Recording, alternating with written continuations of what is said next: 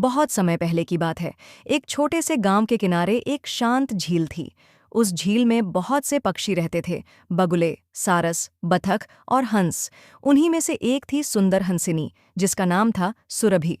उसकी चमकती हुई सफ़ेद पंख और लाल चोंच उसे सब में सबसे अलग बनाते थे। सुरभि अकेली नहीं थी, उसका एक साथी हंस भी था, कमल। दोनों झील के किनारे रहते, तैरते और कभी-कभी उड़कर दूर तक चले जाते। गांव के बच्चे रोज झील के किनारे खेलने आते और इन दोनों हंसों को देखकर खुश हो जाते। लेकिन गांव का एक आदमी था, रघु। वह गरीब था, मेहनत से डरता था और हमेशा किसी शॉर्टकट से अमीर बनने का सपना देखता था। एक दिन उसने देखा कि जब सूरज की रोशनी हंसों के पंखों पर पड़ती है तो वे सोने जैसे चमकते हैं। उसके मन में लालच जागा, काश मैं इस हंस को पकड़ लूं और इसके पंख बाजार में बेच दूं। अगली सुबह रघु जाल लेकर झील के किनारे पहुंचा। वह धीरे धीरे झाड़ियों में छिप गया। जैसे ही सुरभि और कमल किनारे आए, उसने जाल डाल दिया। कमल तो उड़कर बच गया, लेकिन सुरभि जाल में फंस गई। सुरभि ने तड़पते हुए कहा, तुम मुझे क्यों पकड़ रहे हो? मैंने तुम्हारा क्या बिगाड़ा है? रघु हंसकर बोला, तू बहुत सुंदर है, तुझे बेचकर मैं बहुत सारा पैसा कमा लूंगा। सुरभि की आंखों में आंसू आ गए। उसने कहा, अगर तुम मुझे छोड़ दोगे तो मैं रोज तुम्हें एक सुनहरी पंख दूंगी। उसे बेचकर तुम्हारी गरीबी दूर हो जाएगी। रघु पहले तो हैरान हुआ, फिर उसके लालच ने उसे अंधा बना दिया।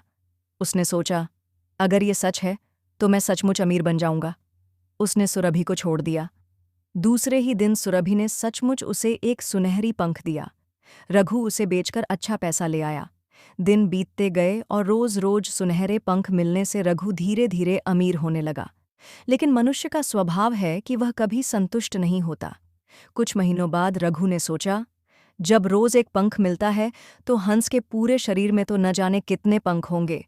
अगर मैं इसे मारकर सारे पंख निकाल लूं तो एक ही दिन में राजा जैसा अमीर हो जाऊं।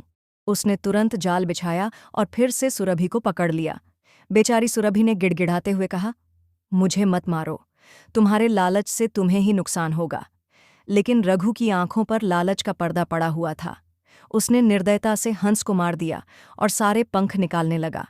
पर आश्चर्य, इस बार उसके हाथ में कोई सुनहरा पंख नहीं आया। सारे पंख साधारण सफ़ेद थे। अब रघु पछताने लगा।